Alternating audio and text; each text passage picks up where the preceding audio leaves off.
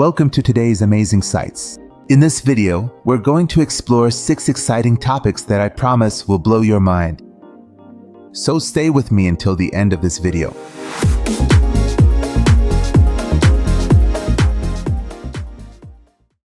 We've all imagined a day when robots would do everything, from simple daily chores like washing dishes to more specialized tasks that require processing. But imagining is enough. Let's actually see what role robots play in real life. In Japan, there's a hotel called Henna Hotel, which in Japanese means strange hotel. In fact, this hotel is one of the most innovative and unusual hotels in the world, built in Japan and almost entirely run by robots. Here, not only do you talk to a robotic dinosaur instead of a person when you check in, but even your suitcase is carried to your room by a tired and slow robot. For check-in, they use facial recognition, and even to turn off the lights, all you have to do is tell the robot to do it for you. You should know that there is no restaurant or chef in this hotel. So if you get hungry, you have to get something like a frozen pizza from the vending machines. Of course, you can also get slippers and pajamas from the vending machines. Overall, a robotic hotel is as exciting as a science park, but behind it lies an economic reality.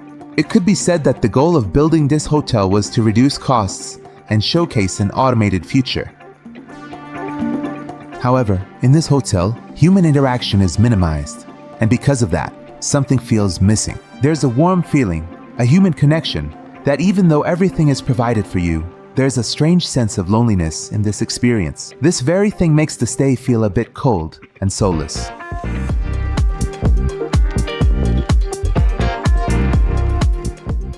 Now, let's move on to the world of wildlife and a rare moment of conflict between 2 protected species of lynx, which is a kind of wild cat similar to a small leopard, found only in Spain and Portugal.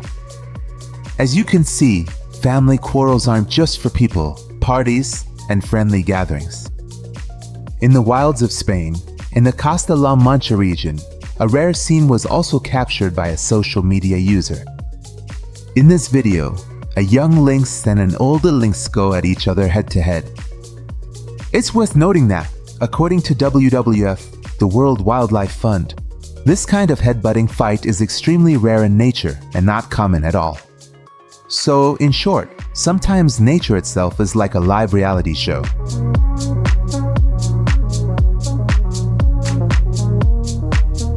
Now, let's talk about the mimosa plant, also known as the sensitive plant, which is native to Central and South America. People usually call this plant touch-me-not. It's also called the shy plant, or even the ticklish plant. Why? Because this plant has a really cool feature. When you touch it, its leaves quickly fold up and it pulls itself together. You should know that this quick movement is due to a scientific phenomenon called thigmonasty, which describes the plant's reaction to touch. Scientists believe that this feature developed over time as a way for the plant to defend itself. For example, when a herbivore comes near it, folding its leaves and bending down makes it harder to pick the leaves, and maybe its thorns become more visible too. On the other hand, when the leaves fold up, a person or animal might think the plant is sick or dead, so they leave it alone and go for a prettier plant instead. In fact, this plant even uses these movements to shake off annoying insects from itself. Now, another important point is that these kinds of rapid movements aren't just limited to the mimosa. There are also carnivorous plants like the Venus flytrap that use these same quick movements to catch their prey. Or for example, there are plants in the cardamine family that kind of work like natural hand grenades. That is, as soon as you touch their seeds, they burst open with a little explosion. The scientific name for these reactions is nastic movement. So, for example, if a breeze blows, or there's a change in temperature or light, or if someone touches the leaf of this plant, then the plant shows this kind of awesome reaction.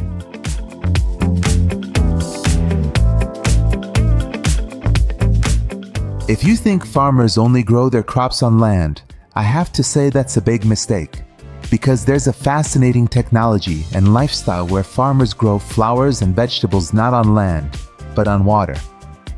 For example, in Bangladesh, a country that is constantly struggling with floods and waterlogging, and every year 2/3 of its land turns into swamps and wetlands. They came up with a brilliant idea and launched a project called Floating Waters.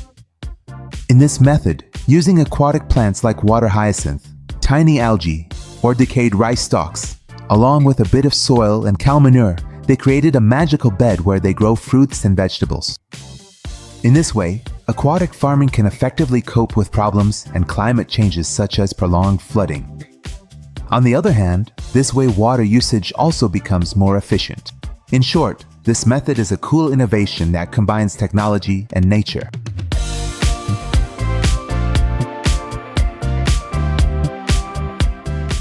If you think we're the only ones who yawn, you're mistaken. There are also creatures under the sea that yawn. Of course, now that I think about it, there are also some animals that yawn. I mean on land.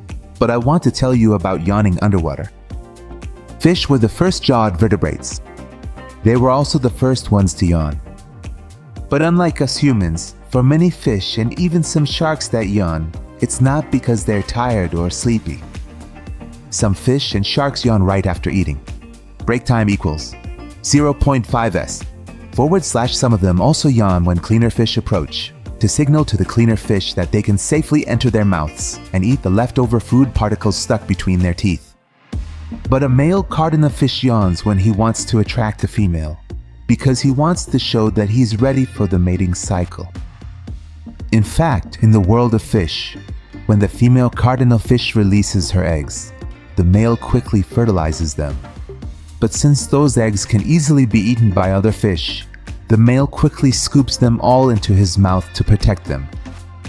This behavior is called mouth brooding or, for example, mouth incubation. This caretaking continues until the babies are ready to hatch from their eggs. But another interesting use of yawning in fish is when an intruder enters their territory. By yawning, the fish appears larger and also shows its teeth. In this way, it conveys the threat and drives the intruder away.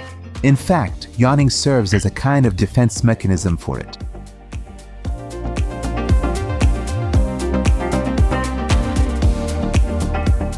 Finally, let's move on to a phenomenon that happens on Mauritius Island in the Indian Ocean.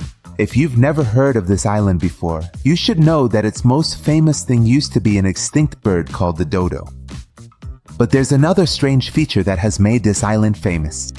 It's a phenomenon called the underwater waterfall. Of course, let me clarify right here that this isn't a real waterfall. It's actually a visual illusion, a trick of the eye that can only be seen from above. So if you want to get the best possible view of this phenomenon, you need to hop on a helicopter and watch it from above.